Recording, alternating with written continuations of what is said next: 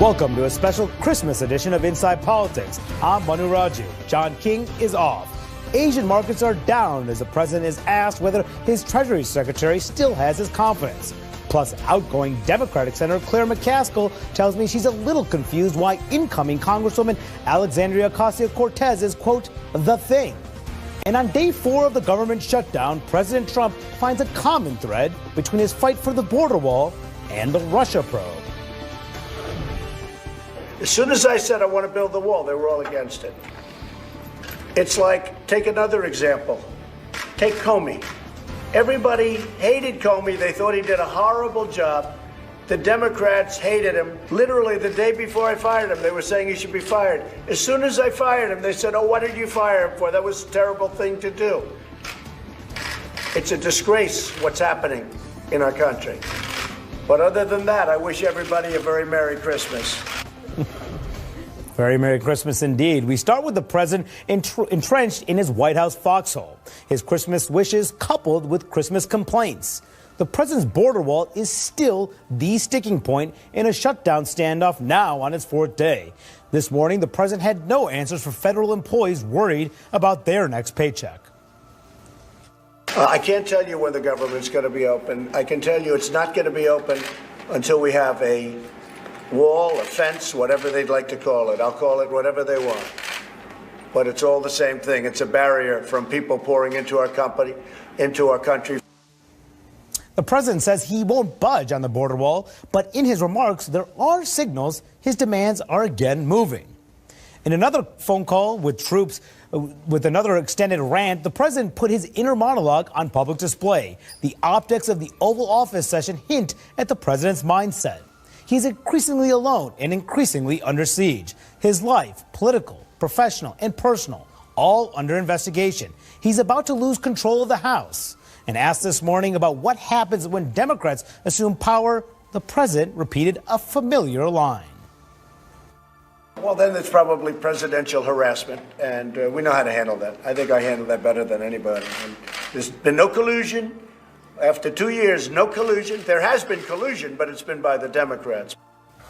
CNN's Abby Phillip is live at the White House. And Abby, the president says he wants a wall, but is creating some wiggle room on what exactly the wall is and how much he needs. What can you tell us about that? Well, Mani, what we saw this morning from the president was shifting demands and shifting claims about the status of the situation on the border. First, he said, you can call it whatever you want, a fence, perhaps steel slats. Then he said he wants 500 miles of wall, maybe 550. That's down from 900 miles of wall that about a year ago he said was necessary at the border. This is a president who is digging in his heels on the demand for funding for something that he can call to his supporters a border wall, but also is saying at the same time that wall is already being built at the southern border and that he simply wants to finish it before the next election. Now, therein lies the underlying problem with this whole issue is that President Trump wants this for his base, and Democrats are unwilling to give him that political victory. President Trump going even so far as to say that federal workers he's talked to have already said that they want him to keep the government closed until he gets his border wall funding. Now, President Trump is here in Washington for the 4th day after canceling plans to go to Florida, and his aides are already signaling that this will not end soon. Mick Mulvaney over the weekend made the point that federal workers' next paycheck that might be affected by this shutdown is not for another week or two. So I think we're getting into territory here where President Trump doesn't seem to be giving in much, but he clearly is signaling that he wants this political victory so he can go into his election campaign with a win. Manu? Yeah, shutdown that could last for some time. Abby Phillip from the White House. Thanks so much. And here with me in the studio to share their reporting and their insights, Alana Shore with the Associated Press, Jake Sherman with Politico, David Drucker with the Washington Examiner, and CNN's Sarah Murray. I want to start with what Abby was referring to about the president's remarks from this morning. One of the things that stuck out to me was that he made it very clear this wall needs to be done before 2020. This is tied in his mind very clearly to the next election. I mean, I wonder how much you think that his base will punish him if he's not able to get funding for this wall, if it doesn't he's not able to carry through with this promise. Well, he clearly believes there will be consequences from his base. I mean, witness, the backlash among conservative pundits that drove him to this remarkable about-face that brought us to where we are today. And also his withdrawal from Syria, which he announced is another promise to his base. So clearly Trump is already in preparing for re-election mode. Yeah, he is. And he also doesn't seem to be feeling much pressure from the roughly 800,000 workers or so who have been impacted by this, many of whom are furloughed, some of whom are working without paychecks. He was asked about these workers today, his concerns about them, or if he had any concerns about them. This was his message to them. Well, I think they understand what's happening. They want border security. The people of this country want border security. It's not a question of me. I'd rather not be doing shutdowns. Many of those workers have said to me and communicated, stay out until you get the funding for the wall. These federal workers want the wall. So in case you missed that, he said many of these workers have said to me and communicated, stay out until you get funding for the wall. I mean, this is a president that does not seem to be feeling any heat whatsoever to try to get a deal anytime soon. Well, Treasury is shut down, so I'm not sure many Treasury employees are communicating their desire for a wall to him. But with each passing day, I think it's safe to say the president loses more leverage as Democrats get closer to holding a majority and Democrats get emboldened to block Trump. I mean, this is the president is entering what will be, we don't know if he understands this because he's not acting like it, but the most hostile period of his presidency so far. And this shutdown is going to stretch at least until the new year from what we see now, and possibly midway into January, as Democrats have literally zero incentive to give in after the president has kind of rejected a host of offers that they've put forward to them. And I think what you guys have seen, I mean, shutdowns, they get worse the longer they go. So it's one thing to be in this sort of partial shutdown when, some people, it hasn't hit their paychecks yet. It could still be a couple weeks where people are on holiday, they're enjoying their sort of Christmas vacation, and so they're kind of tuned out to all of this as it is. But the longer it goes on, the worse it gets. The more you start seeing the stories of these consequences, the more you hear the stories of people who are expecting paychecks and aren't getting them, people who still have to show up and go to work without pay. And I think that's when the president begins to feel the pressure. It's not surprising to me, if he's holed up at the White House all alone, that he doesn't necessarily feel this political pressure yet. And he made a point of saying his family's down in Florida. He's not able to spend it with them. You mentioned shutdowns past, one of which is from 2013. That lasted for more than 2 weeks. What was different between that shutdown, which we all covered, and this one, is that there were a lot of negotiations that were happening. The president, President Obama brought Republicans and Democrats to the White House multiple occasions. Those may not have been fruitful, but there were at least some talks. This is what happened several years ago.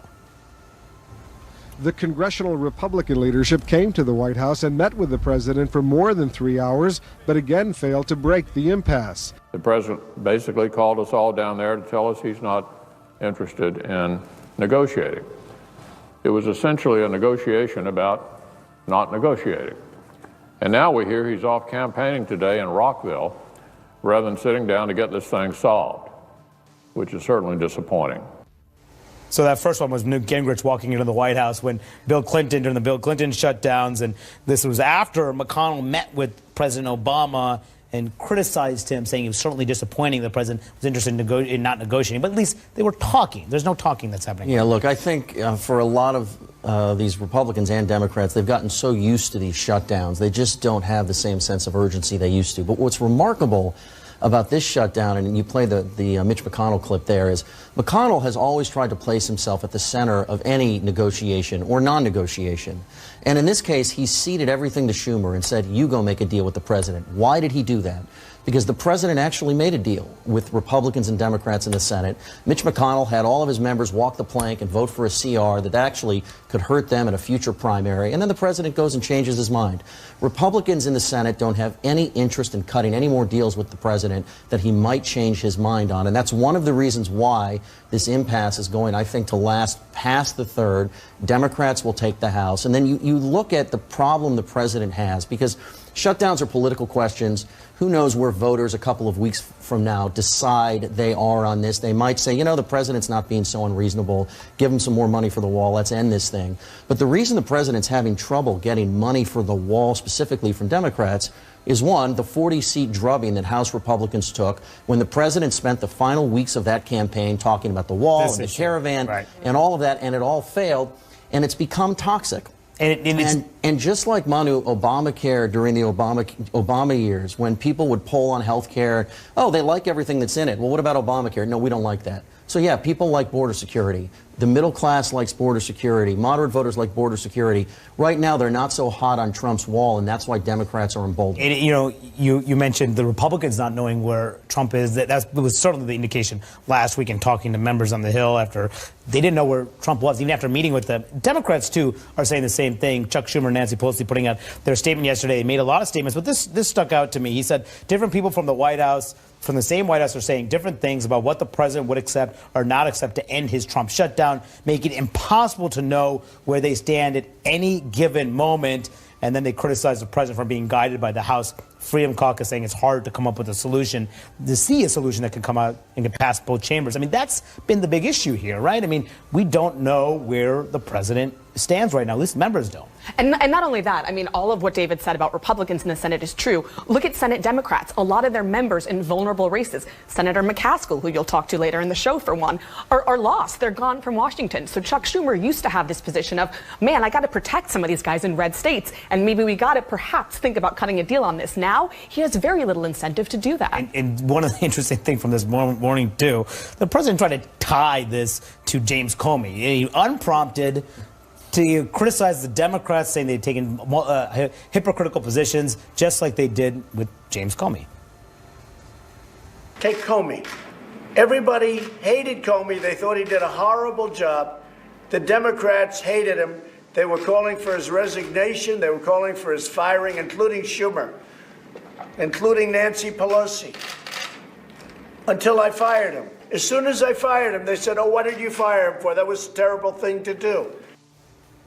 I mean, the merits of the argument aside, I mean, he's trying to make the case that the Democrats have taken both sides. But he also said that he owned this issue. He was going to own the shutdown. He clearly is trying to show that the Democrats should be the blame here. The argument that Democrats were for massive border security is completely disingenuous, because they were for $46 billion in border security when it came along with massive changes to the immigration system in this country. So yes, they were including a pathway to citizenship. They were for border security, and Democrats, as a broad proposition, remain for border security, but are not for a $5 billion wall in and of itself. Yeah, and I think part of what gets lost in this is just that it's also just not great policy. I mean, even Republicans don't think it's great policy to be like, yeah, let's drop another $5 billion into like throwing some concrete blocks. Like, no one who is on the border thinks the answer is to build this big, enormous wall. There are lots of things you could do to beef up the border. They don't necessarily involve a concrete wall or whatever Trump wants to make it out of. And there are lots of things you can do to sort of improve border security in general, and those mainly have to do with the visa process, not building this big, glorious wall on the border. And that opens up a whole So part of what's stuck in this is just not good policy. And that opens up a whole new can of worms that we certainly is not going to get resolved in this fight. No, not anytime soon, but more to come ahead. By spending Christmas in the Capitol, President Trump ends a holiday streak that lasted 18 years. Not since 2000 has a president spent Christmas in Washington. And that was Bill Clinton's last year in office. The Clintons had dinner at the White House, did some shopping, attended midnight mass. We'll be right back. Welcome back. The economy also on the president's mind during that Oval Office meeting today, as he vented more frustration over the Fed's decision to raise interest rates once again. Now, the U.S. markets are closed for Christmas, but some exchanges in Asia picked up where Wall Street left off on Christmas Eve. CNN's business correspondent Allison Cossack is with us now. Allison, global traders clearly struggling to find anything positive as December winds down.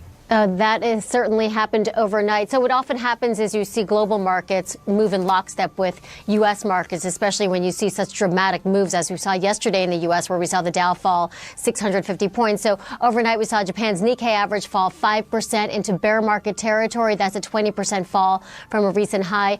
China's Shanghai Composite falling 2.5% during the session, but making up some of those losses. So clearly, the U.S. problems become other countries' problems as well, or concerns in this point. And one analyst putting it this way, the market seems to be getting pummeled in every direction. So globally, there are worries about an economic slowdown, not just here in the U.S., but around the world as well. There's the issue of the unresolved trade situation between the U.S. and China. And then, of course, there are the concerns, at least in the market, of the Fed, the Federal Reserve, really not pulling back on its path of raising rates, something to the consternation of President Trump. And that brings me to my other prong of concern for the market now, something new. It's political risk, something that usually didn't affect the market as much as it is now. Up until now, I think how the market saw President Trump when he would tweet about the Fed, about the markets, it would be more of a distraction. Now we're actually seeing President Trump, when he tweets,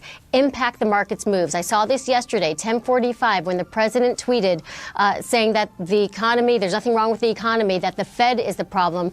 We saw the market take a turn for the worse. We saw the market plunge to that 650 points lower on the Dow. It had been on an upswing, Manu, before Trump tweeted that. Manu? Allison Cossack in New York for us. Thanks so much.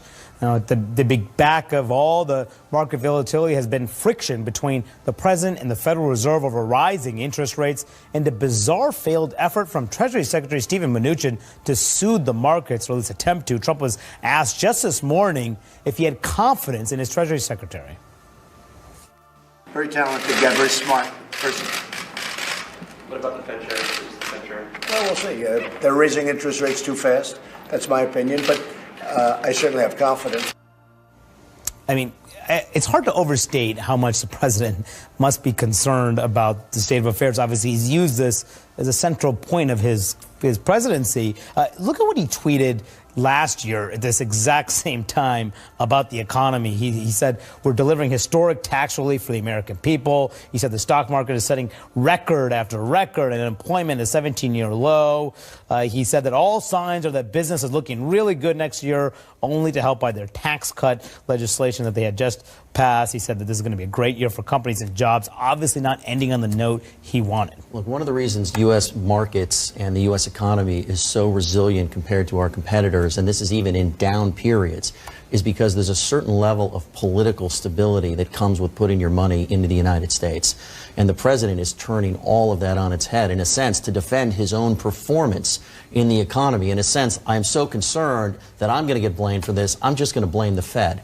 And look, you can argue about monetary policy, you can argue about tax policy. Markets don't like unpredictability and upheaval, and having a president call out the Fed chair is the last thing you want to do when you're going to have some possible natural softening as the sugar high from the tax reform bill wears off, as the president's multi-front trade, let's say trade war or trade dispute or attempt to rejigger U.S. trade policy continues. All of these things make markets nervous. But you're going to make it worse if you're the president of the United States and you're yapping about the Fed on Twitter. The best thing he could do is just leave it alone, but he does not know how to do that. He doesn't know how to do that. We've seen that time and again. But it was interesting today. I mean, he didn't take a whack at Jay Powell. I thought he was going to come after him when he was asked about it. He sort of took his foot off the gas. He said, we'll see. How long is that going to last? Did he learn from yesterday? Maybe someone showed him the market dive that happened after he decided to take to Twitter yesterday. I mean, look, yes, there's a reason people put money into the U.S. because of political stability, but also because the Fed is independent, and the stock market prizes that independence. The Fed does not make monetary policy based on what the stock market is doing day in and day out. You know, they look at the long-term trends, obviously, but that's the way investors like it. That's the way the U.S. monetary policy system is supposed to work. And when the president decides he's going to inject himself in it and he's going to decide he knows better than everyone who works for him because he has a private business that he has run for his life, so he understands how monetary policy works and should decide on it today because of his gut. Yes, you're going to rattle the market. So, yes, maybe someone got that. And listen to him this morning also blaming President Obama, or at least saying President Obama had low interest rates. The economy is doing so well that they raised interest rates, and that's as a form of safety, in a way. President Obama didn't do much of that. Much easier to run when you have no interest rate. He had a very low interest rate. We have a normalized interest rate. A normalized interest rate means a lot. You know, it's good for a lot of people. They have money in the bank, they get interest on their money. For many years, nobody got interest on their money. I mean, it's a standard Trump blaming Obama, but he also has criticized Obama's economy, but now it says that Obama benefited from a low interest rate. Does that argument square? I mean, the statute of limitations on comparing yourself to Obama has already run out. You know, we're talking about years ago at this point. And I think this has to be seen of a piece, right? His comments about the Fed and the shutdown. It paints a picture of a government that investors cannot rely on. They have no idea what Trump is going to do next, and it's clearly showing. Also, Obama had double-digit unemployment, so yeah, he had low interest rate. Like, what is the trade-off? Much Very sluggish job market. Remember what Republicans said about it? They felt it was overregulated. They didn't feel it grew fast enough, and apparently they felt a lot better about this economy until a few days ago. But look at the broad picture here. You have the president's advisors almost every day saying we have a hot economy. Meanwhile, the stock market is nosediving, and across the globe we don't see any positive signs for any economy. Every single asset class on planet Earth is down this year. Yeah. So I'm not sure what the president's advisors are seeing, and then investors say we can't take this seriously anymore, and that's why the economy is slow. And a lot of fears, clearly, at the White House, including this morning. Next, an exit interview with Democratic Senator Claire McCaskill. But first, big Christmas get-togethers equal big preparations for Senator Chuck Grassley. And that means 24 people and a vacuum cleaner. We think he named Beth. I'm 24 hours late getting Beth cranked up to have house clean for Christmas celebration, Grassley tweeted. Mrs. G and daughter Wendy have mostly finished food for approximately 24 people. Good luck with that, Senator. We'll be right back. After over a decade of service in the United States Senate, Democrat Claire McCaskill is bowing out. She lost her re-election campaign last month to a Trump favorite, Missouri Attorney General Josh Hawley. McCaskill tried in her campaign to bridge the divide between herself and Trump supporters, in part by distancing herself from members of her own party. Claire's not afraid to stand up against her own party. Yep, and Claire's not one of those crazy Democrats. I sat down with Senator McCaskill before she left Washington. You said you're not one of those crazy Democrats. What propelled you to say that, and who are those crazy Democrats? Well, we have a state senator in Missouri that put on her Facebook that she thought President Trump should be assassinated. That's a crazy Democrat. Mm-hmm. The people during Trump's inauguration that were breaking windows, that's a crazy Democrat. People who go into restaurants and scream in elected officials' faces when they're eating with their families, those are crazy Democrats. That doesn't mean I don't believe in my party. What about people like the New York Congresswoman Alexandria Ocasio-Cortez? Is she a crazy Democrat? I don't know her. I'm a little confused why she's the thing, but it's a good example of what I'm talking about. A bright and shiny new object came out of nowhere and surprised people when she beat a very experienced congressman, and so she's now talked about a lot. I'm not sure what she's done yet to generate that kind of enthusiasm, but I wish her well. I hope she hangs the moon, but I hope she also realizes that the parts of the country that are rejecting the Democratic Party, like a whole lot of white working class voters, need to hear about how their work is going to be respected and the dignity of their jobs and how we can really stick to issues that we can actually accomplish something on. The rhetoric's cheap. Getting results is a lot harder. I mean, everybody knows they're not going to get 60 votes for free college for everybody in the United States Senate anytime in the next 3 cycles. That's not going to happen.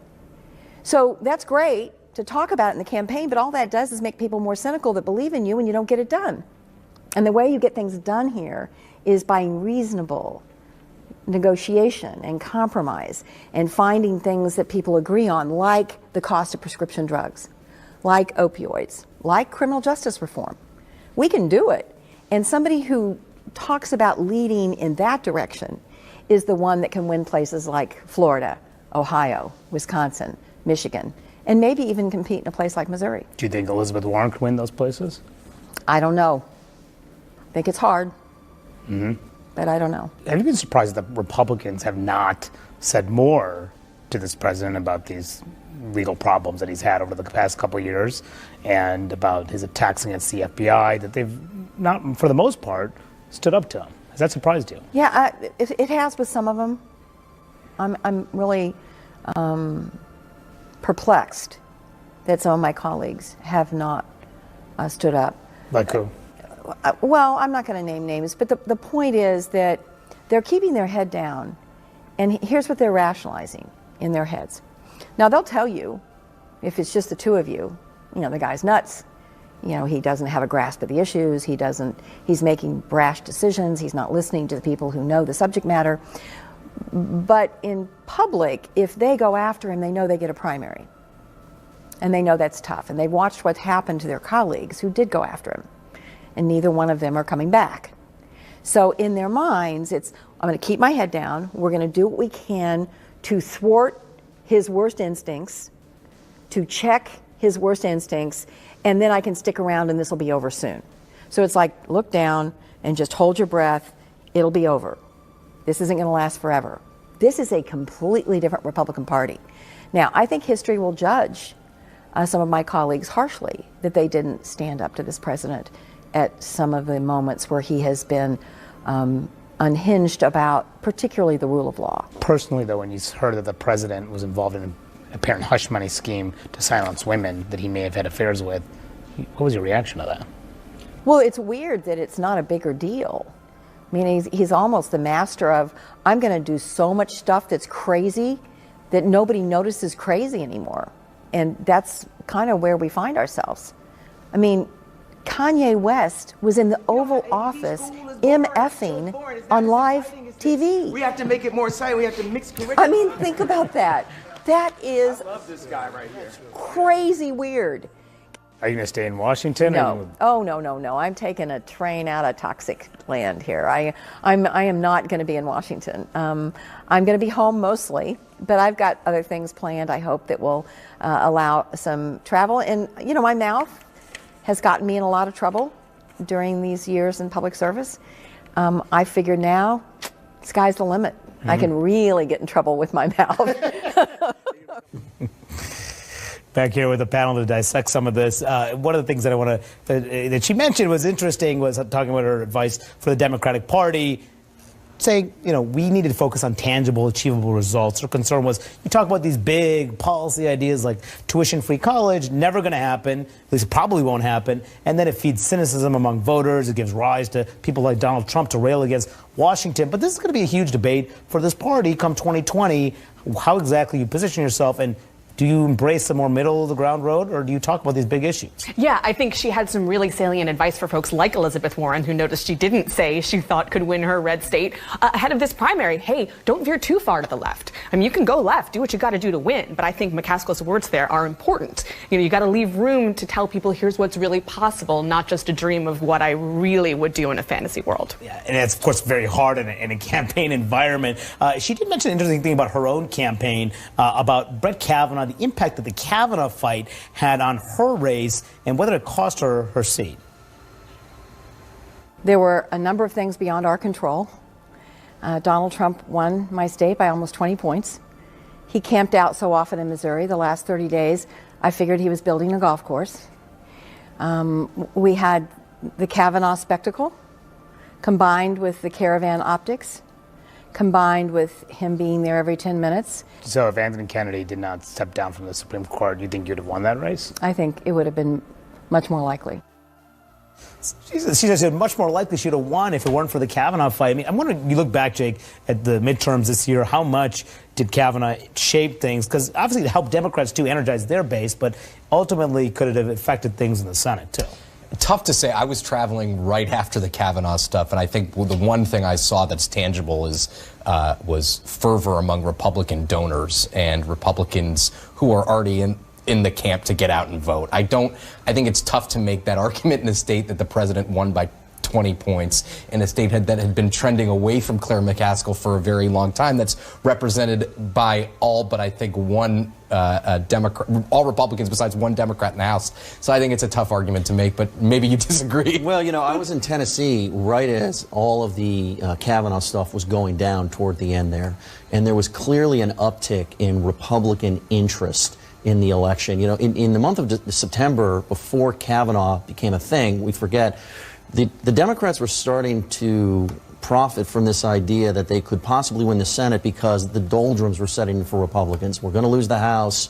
things don't look good, and voter interest on the right wasn't really that great. And Kavanaugh just energized them and gave them something to believe in. And in states where Trump is potent, like Tennessee, where I was, like Missouri, it had the effect, I think, of putting the lid on any hope for Democratic upsets. Yeah. And I think that's why it was so key to what ended up happening in the Senate. Just one thing I want to say about your interview with McCaskill, which I thought was fascinating, was that she had a chance to take some key votes with the president over the last couple of years. She decided not to every time. So there may be some crazy Democrats in Missouri, but she didn't do herself any favors by trying to at least say, on the votes you notice and you like Trump, I'm with them on those votes. Joe Manchin did a much better job of that. She didn't separate that. And one thing she also said was that she believes that Republicans, privately, she said they tell her that Trump is nuts. That's what she said, you're nuts. I'm wondering, you know, in the new Congress, you look at the membership in the new Senate, are any of these people you think are going to speak out, particularly as more comes out about the Mueller investigation, the report comes out? Do you think that dynamic's going to shift at all, or is it going to be pretty much Democrats railing against Trump and Republicans hiding? It's really hard for me to see that this dynamic is going to suddenly shift. I mean, Republicans knew what Trump was when he was running for president. They voted for him anyway. They backed him anyway. The ones who refused to endorse him came back around. They voted with him once he got, won the presidency, came to Washington. So it's hard for me to see that all of a sudden they're going to wake up re-energized in 2019 and they're going to be out there really holding his feet to the fire. I think, what you're more likely to see is what we're dealing with Mitch McConnell in the negotiations right now, is sort of, stepping back a little bit and saying, this is your fight. Yes, that's right. I'm sure there'll be a lot of that in the months ahead. And before we go to break, outgoing Defense Secretary James Mattis had a warm message for the troops just one day before he filed his resignation. Since Washington crossed the Delaware at Christmas in 1776, American troops have missed holidays at home to defend our experiment in democracy. To all you lads and lasses holding the line in 2018, on land, at sea, or in the air, thanks for keeping the faith. Merry Christmas, and may God hold you safe.